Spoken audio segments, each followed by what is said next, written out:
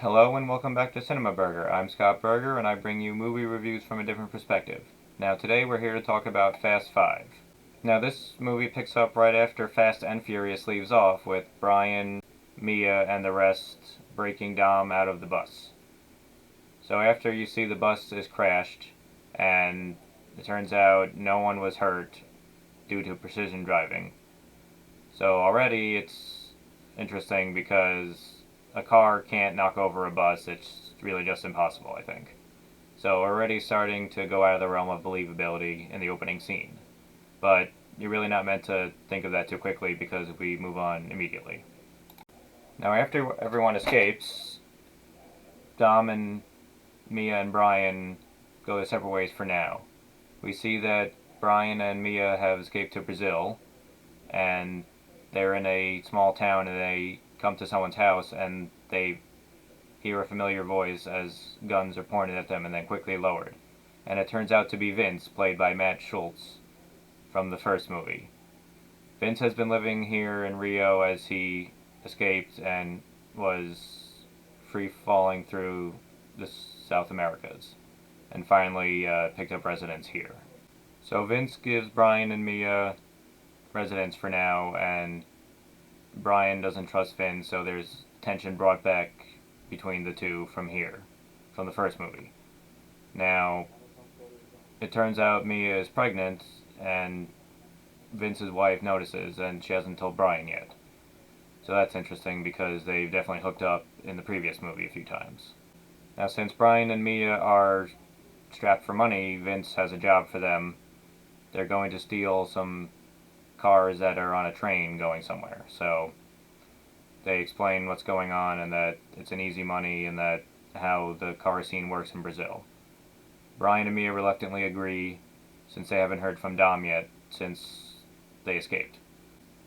So the heist involved is they're stealing the cars off of a train. They have this truck that can pull the cars off of the train car that has been broken open with a heat torch with some sort of spring device. Now that's actually pretty interesting because this car was custom built. Now Justin Lin is the director again here, and he really knows how to shoot action. You can clearly see what's going on, and it's no shaky cam and stuff. Now once the side of the train car has been pulled off, we finally see Dominic Toretto back along with Vince. Now one of the other people in the heist says he wants a GTO, but Mia has already gotten into it, and they say it's okay, this car was better for me anyway, and that they'll get the car later on. So now Mia drives off. Since the truck device, once the car is pulled off, it lowers down and they can drive onto the dirt road next to the train because they're in the desert essentially. So Mia has driven off now, and Brian and Dominic are still there along with the other people from the heist who are actually killers. Also, it turns out that these cars were seized by the DEA, which no one else was aware of. So, as the fight ensues, Brian jumps onto the truck and it's hanging off. There's still one car left. Vin Diesel gets inside it, hits someone with the car in the train, and as the car gets pulled off, he drives it onto the desert ground, and Brian jumps off and is hanging onto the car. Now as they're driving, the camera goes forward and it turns out they're coming up to a bridge. Also, the truck was driven by Brian into the train and is hanging out of the train car. So if it hits the bridge, it's going to fall off or explode. So they're driving off to the edge here, Dominic and Brian, and then they literally drive off the cliff, missing the bridge, and they literally just kind of jump out of the car as they're hanging in the air and the car is falling below them. So they're just kind of free falling, which is probably a good mile and a half, 2 miles down, and they land in the water and they're fine with no parachute or anything. So, I mean, I guess you can land depending on how shallow the water is or deep, but that's really far-fetched too, I think. Everything up until then in this action scene was pretty believable until they're just jumping off a cliff, literally. So, but they get out of the water, and the three of them meet up after. when Mia also reveals that she is pregnant as Brian and Dom are fighting about Brian accepting the job for this heist. Now, the villain in this movie is Reyes. He's a crime lord in Rio, and he has his money in police, schools, banks, everything.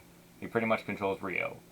Now, he finds out who Brian and Dominic are, and that they have that car, since that car was his that he was trying to steal. There's something in there that he wants, apparently. So, Brian and Dom are trying to figure out what it is, and they get captured by Reyes. Now, the other character up against Dom and his crew is Luke Hobbs. He is a DSS agent, a diplomatic Secret Service officer sent in to deal with what's going on in Rio. And you'll notice, first off, he's extremely sweaty all of the time. No matter if he's running around or just getting out of a car, he's dripping with sweat all the time, but we'll talk more about that later. He is there to thwart Dom and the crew, and their names have come up on his list, and he always gets those men on his list. When he gets to Rio, he wants a certain officer by the name of Elena Nieves. She's a rookie cop whose husband was killed, and he believes she's the only honest cop in Rio. She's played by Elsa Patsky. So we see Vince looking in the car, and he pulls out a chip, and Dom sees him, and he wishes he hadn't, and he says, "Leave." Now Vince goes yelling that you never trusted me, especially when Brian O'Connor came around, and that no one believed he was a cop. And then Brian and Vince get in a fight, and Dom tells him to go walk it off. There's a lot of tension still between these two characters, and it needs to be resolved before it's too late. Now, a lot of the conflicts involve both Reyes and his men, and Hobbs and the DSS agents both attacking Dom and the crew at the same time. This happens while there's gunfire blazing, and Dom, Brian, and Mia run, being chased by Hobbs and the police force. Now, there is one henchman named ZZ who was on the train heist and survives, and there's one point where Reyes' men have Dom surrounded, but the DSS agents come in and shoot them all except for ZZ, so he yet again survives. Now, throughout the chase, Dom, Brian, and Mia are jumping on rooftops in Rio, and it's pretty well shot, but it's hard to believe that they land all those times and not get hurt, especially with Mia being pregnant. There's one scene where Hobbs sees Dom running, and this is going to set up a lot more tension later. Hobbs runs through a building as he sees Dom on the roof, and he just jumps through the glass. He's fine, of course, because he's Dwayne Johnson. He's indestructible and, of course, sweaty. And they're chasing each other, and there's one point where Brian and Mia also jump off a roof and into another roof, and they literally fall through the metal roofing, and they're all fine. There's not a scratch on them. And at the end of the scene, right when Dom was surrounded, Elena shows up also and says that she doesn't believe Dom did what he did and that he's not a criminal, and she lets Dom escape. Now, when Hobbs shows up, he's incredibly sweaty after running around, and he's just dripping sweat profusely. Now, it makes sense that he would be, but the problem is no one else in any of these scenes are sweating at all, or even as much as he is. So it's a little concerning that he's just so sweaty all the time. Maybe he has baby oil on and it's coming off, I don't know, but it's very noticeable. So once Dom, Brian, and Mia get back to the hideout, they talk about that they need to stop running around all the time. They need something to get them free forever. They talk about one big job to end it all, and that they need to bring in a crew. Now, from here on out, the movie essentially becomes Ocean's 11. They bring in people such as Han, Giselle, Roman, Tej, Tego, and Don, as you hear what each of their specialties are. So once everyone gets to Rio, this is the first time that everyone from the first two movies have shown up. Now everything is coming together. Now it turns out what's on this computer chip in the car was money orders and all the cash houses that Reyes keeps his money in. So they want to steal all that money so they can escape and get new lives. Now, it's already been about an hour into the movie, and we haven't seen or talked about one single street race. Now, the genre with Fast 5 has changed because the producers wanted to have a bigger audience come to watch these movies other than just car and muscle heads. So they decided to change it to a heist and more action-derived genre. So they need cars to get into the police station because there's some sort of camera system that has like a 10-second window and rotation. So they say they need to steal cars. We go back to like Rio's night scene, and in every Fast and the Furious movie, when they show the street racing scenes, there's always girls around, and it has been kind of what's known as like car butts and car boobs, because it's all like the car groupies. Now, in this one, they really show a lot more, with a lot of girls dancing and things like that. Now, the Street Racing King talks about getting Dominic's car in his garage and talking about, like, you're in Rio now, we know who you are, and it looks like they're going to set up a street race, but it cuts back to the hideout. It shows Dom and Brian have won, but they didn't show it. Now, for a movie series about street racing, not showing a street race is kind of a problem, because it's just kind of ignoring its origins. I know they want to appeal to a bigger audience with more action and stuff, but don't stray away from what made you famous in the first place. So it seems that Dom and his crew's covers have been blown. It turns out they're on the wanted list in Rio also now. Now we zoom in on Brian O'Connor's record. It says he was born in 1978 and that his first arrest for reckless driving or something like that was 1982. And then between the years 1988 and 1992, which would mean he would have gotten his first driving offense and record at age 4, and then between the ages of 4 and 12. So did somebody not check how math works in the years? Because who gets a driving record at 4? I don't care if this is a movie, that's just poor continuity. So realizing that there's no way to beat those cameras at the police station, they need undetectable cars, which leads to Dom, Han, Brian, and Roman stealing police cars. And once they do, they finally have a street race. Each of them race the police cars a quarter mile, and we have the one street race of the movie. Now, Brian wins the race, but everyone else realizes that Dominic let him win, since they bet money on this race that they don't have yet. Dom says it's like a baby shower gift. So the rivalry between Dom and Brian still has not been resolved, but at least we get a street race in this 2-hour and 11-minute movie. Now, Elena finds Dominic's cross necklace because he dropped it during the earlier chase scene on the rooftops. Dominic breaks into her house to take it back, but doesn't hurt Elena. And since they've both lost people, they kind of hint at a love connection between the two. They also kind of tried to have a love interest between Giselle and Dom in the previous movie, but they didn't really do it that well. Also, Vince comes back and Dom forgives him for not telling him about the chip and stuff, and he helps out on the mission at hand. Also, throughout the movie, Han has been interested in Giselle, and they tease a love interest between those two characters, So there's one scene where Hobbs is trying to find Dom, and they find him on the street scene with a bunch of cars and stuff, and they're staring each other down, and they're like an inch away from each other's faces, and once again Hobbs is dripping sweat even though he just got out of a car, and no one else seems to be sweaty in this scene again, but they're really trying to build up the tension between Dom and Hobbs, but it's almost kind of like sexual tension, which is kind of interesting. Like, they're both the big macho bald guys, and they'll have to show who's tougher.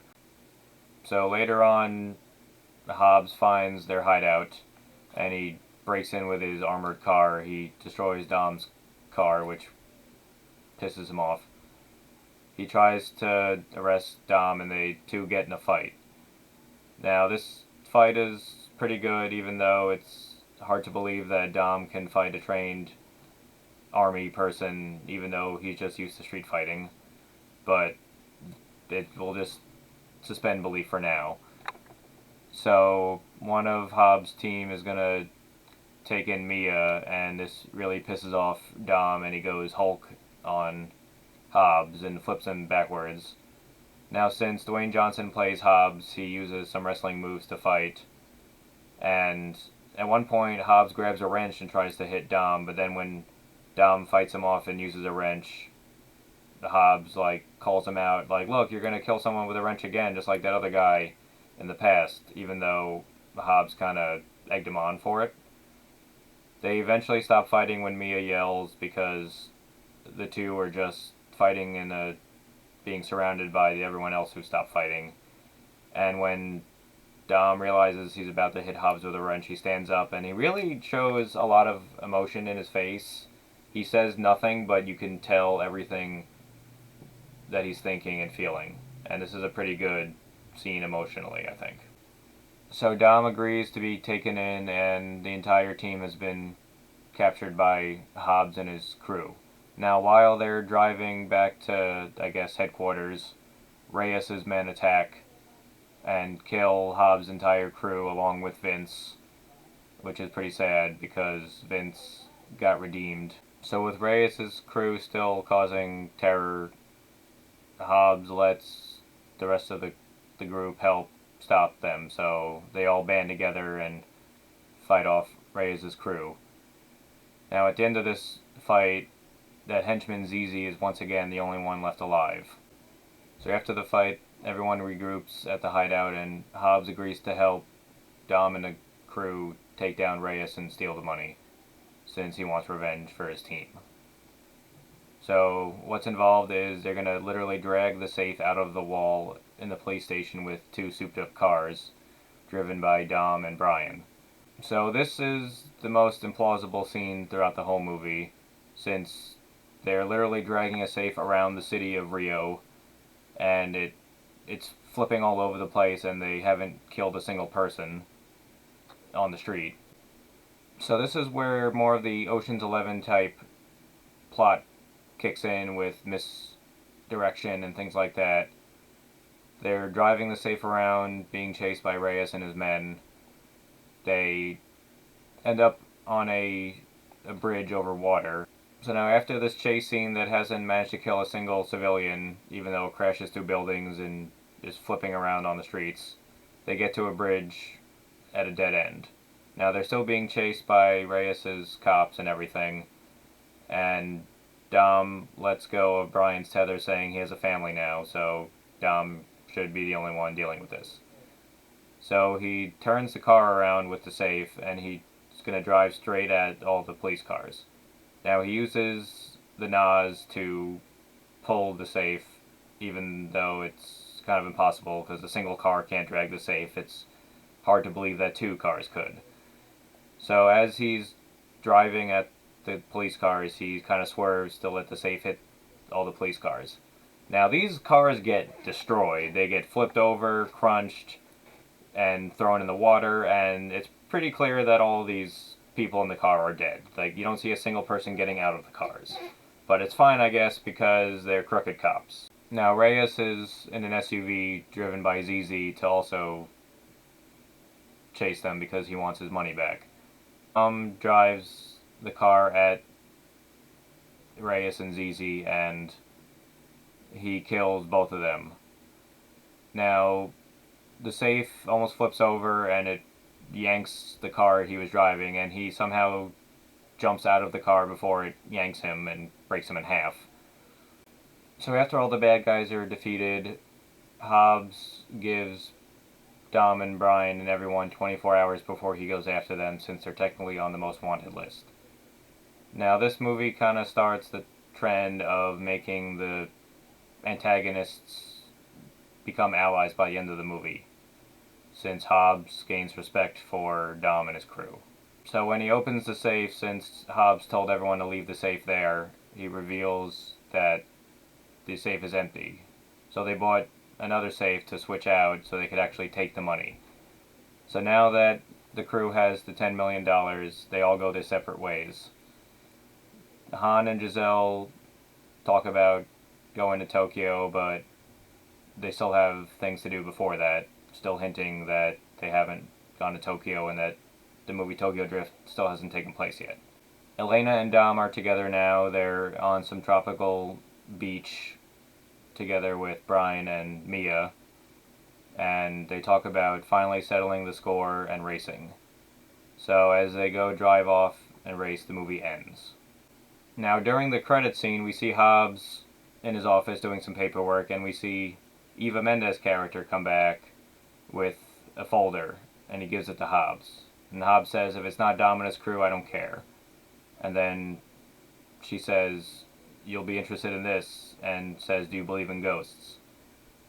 And it says that a team in Berlin stole some military equipment with precision driving, and we see a picture of Letty.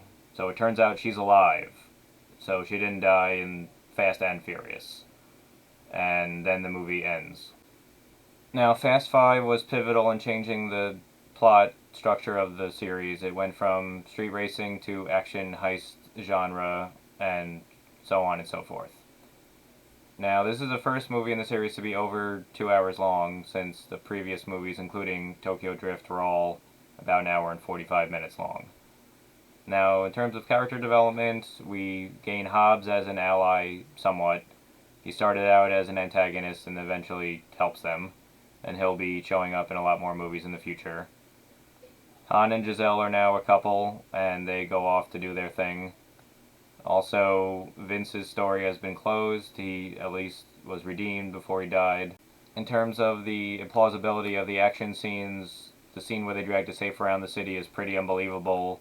And even though it's kind of fun, the unbelievability, I feel, outweighs how fun the scene is itself. So this is where we kind of start to defy gravity and physics. As well as the train scene when they drive the car off the cliff and they're kind of fine after that. So we're starting to get out of the realms of possibility in terms of action here. Now, once again, Justin Lin directs a great looking movie. You can see everything going on, and he knows how to film action. Now, I'll give this movie, I'm going to say 3 out of 5 stars, just because we're really coming away from street racing scenes. They could have had 2 in this movie, but they decided to not show one of them. And the one street racing scene is okay, it's nothing special. So, that's Fast 5, and then next time we're going to look at Fast and the Furious 6, where we really defy some physics and gravity. So I'll see you next time.